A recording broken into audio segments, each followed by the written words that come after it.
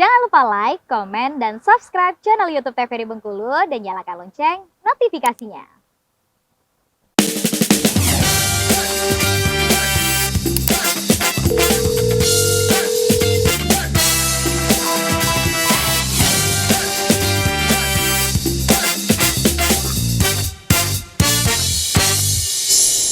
Baik pemirsa, terima kasih Anda masih menyaksikan Dokter Kito Besamo Kito Sehat. Saya ingatkan kembali pemirsa yang ingin konsultasi langsung bisa kontak WhatsApp di 0851 7676 4648. Nah, langsung saja kita akan mendengarkan kembali penjelasan dari Dokter Putri. Silakan dokter.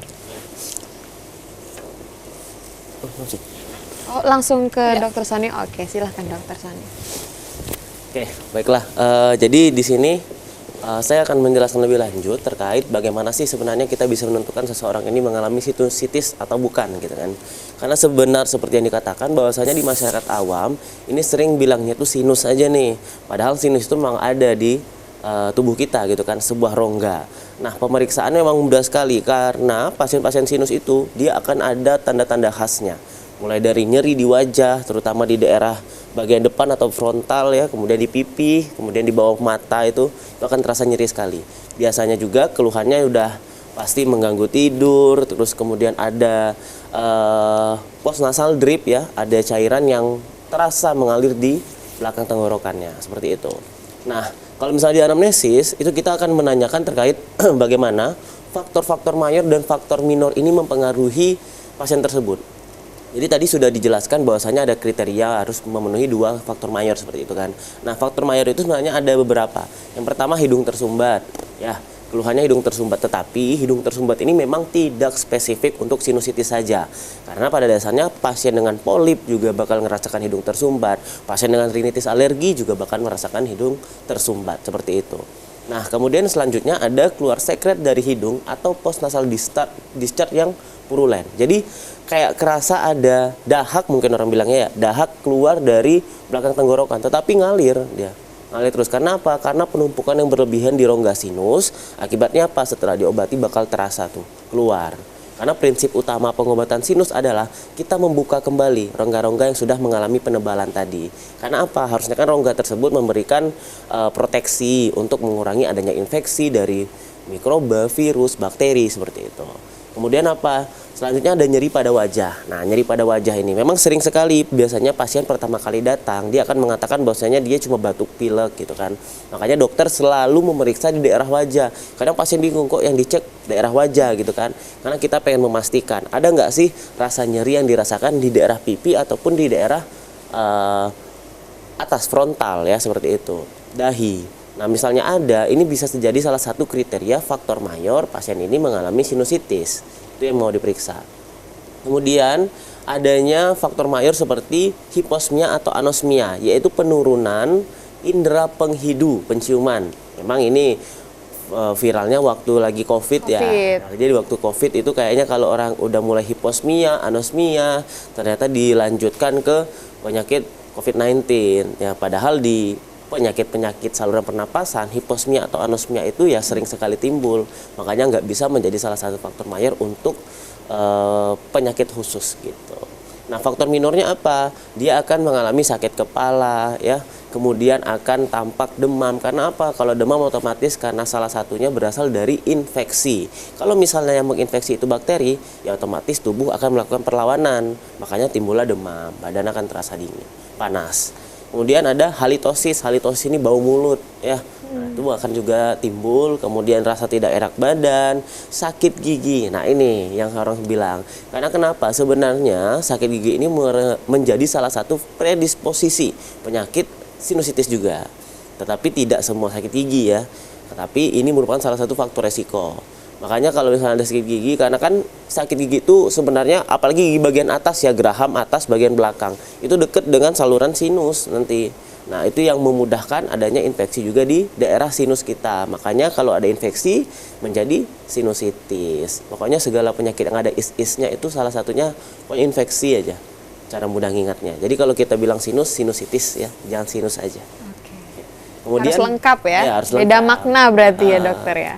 faring gitu kan. Organ faring itu kan di tenggorokan. Kalau ada infeksi kita sebut dengan faringitis. Nah, gitu.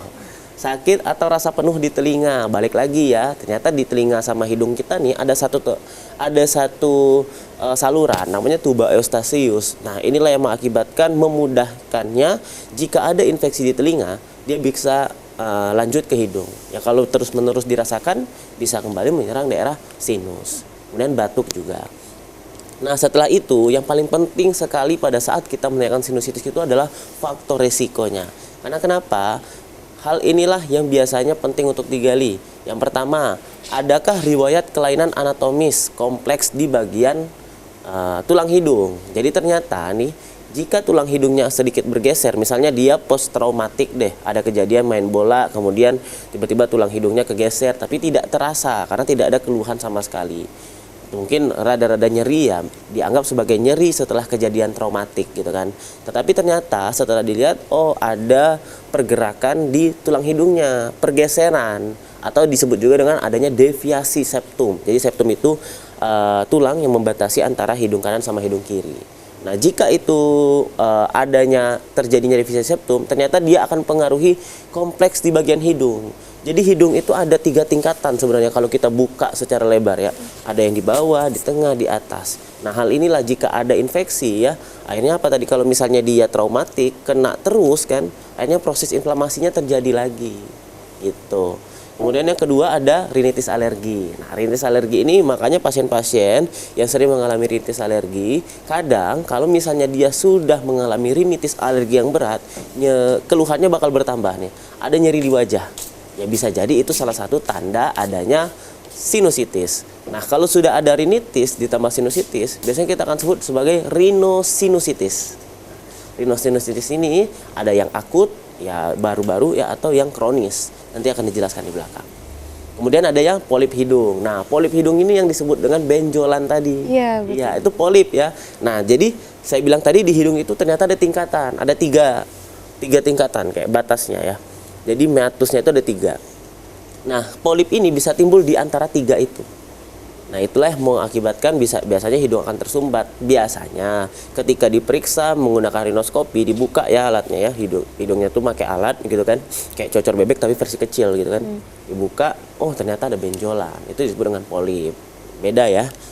Kemudian adanya riwayat kelainan gigi atau gusi yang signifikan. Nah, kemudian asma bronkial ini ya karena pada saat kita asma, kita sesak gitu kan, ada hipersekresi dari mukusnya. Jadi terlalu banyak lendir yang keluar, akibatnya bisa menumpuk di rongga sinus tadi. Kemudian adanya riwayat infeksi saluran pernafasan yang sering berulang, kebiasaan merokok.